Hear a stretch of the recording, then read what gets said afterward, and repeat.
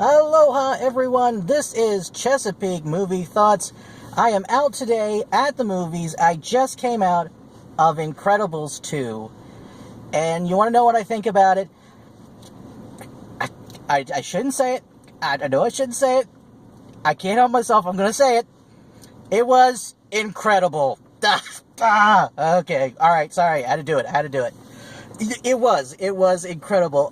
The first movie, the first Incredibles, one of my favorite movies. This one, at least as good. I'm not sure, it's maybe better. It's at least as good, if not better.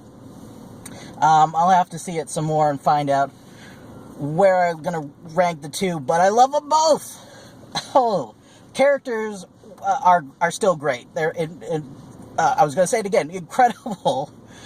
And what I really like, you saw this some in the first movie, but you really get that, what do they call that, retrofuturism?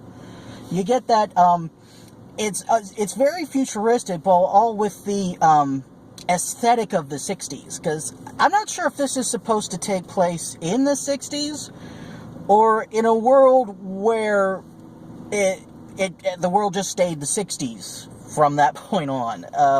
Because the technology is very advanced, but it's all very 60s-like. I noticed at one point you see TV screens. There are these curved tube TV screens like you would see in the 60s, but I noticed one of them was like in widescreen, which you really wouldn't see you wouldn't have seen until like around the beginning of the 21st century. So I'm not sure where that's supposed to be set, whether it is the 60s or a world that's perpetually the 60s, but it doesn't matter because it looks so cool.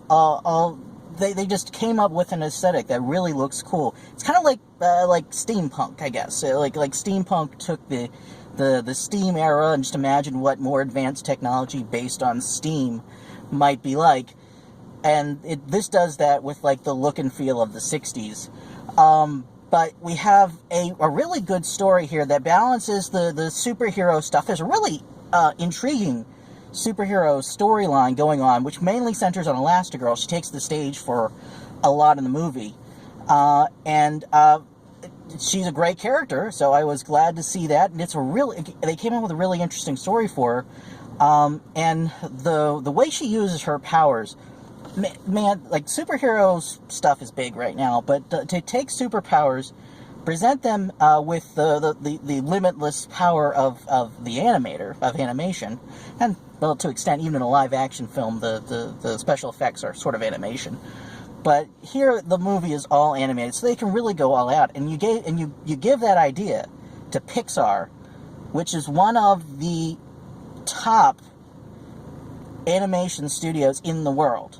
I mean, it's hard. The only competition for Pixar is its corporate sibling, Walt Disney Animation Studios.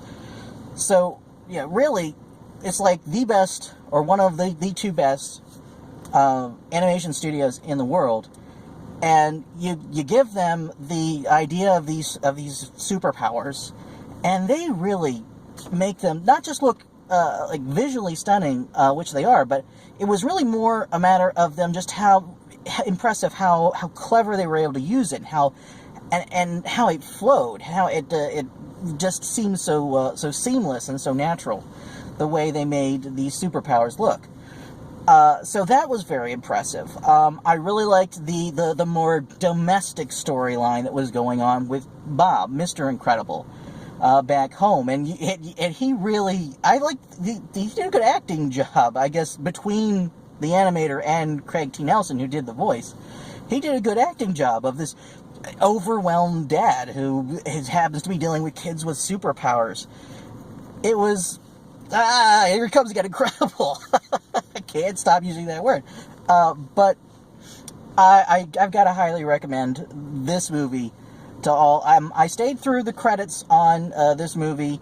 There is no after credit scene, but I am glad I stayed through the credits, because if you do, you will hear the theme songs for Elastigirl, Frozone, and Mr. Incredible. So I think that was worth sitting through the credits for me at least.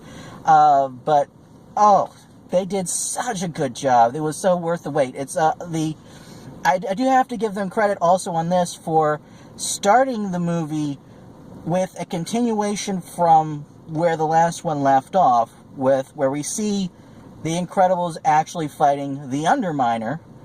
And if you're a fan of the first movie, as I am, you've kind of had in the back of your mind, you're just wondering how that fight went all these years. And we didn't know if when they finally did a sequel, if they were even going to address it, if it was going to be set farther along or anything like that. But no, in fact, they did pick up and tell us exactly how that fight went, which was awesome.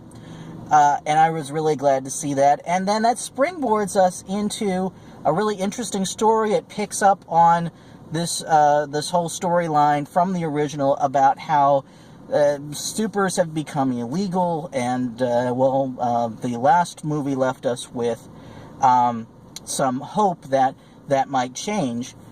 Well, the beginning of this movie, they're not quite there yet, but this movie is all about the attempts to change that. And it's a great storyline specifically for these characters. It came together really well. Such a good movie. I can't recommend it enough. I'm just gushing over it. This is fantastic. It is, one more time, incredible. Okay, like, comment, subscribe, and that's a wrap.